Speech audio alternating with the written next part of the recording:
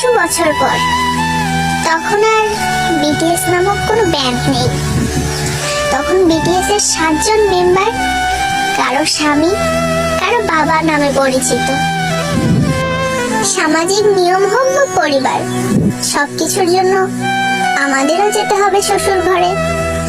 হয়তো তখন সারাদিনে আপনাদের কথা ভাবার সময় হবে না, হয়তো তখন সারাদিনে আপনাদের ছবি দেখা হবে না।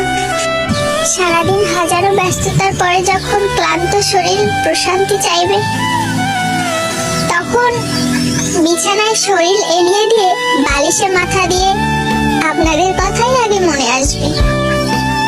হয়তো চোখ থেকে গড়িয়ে পানি পড়বে, হয়তো স্বামী পাশ থেকে ডেকে জিজ্ঞেস করবে, কাঁদছো কেন?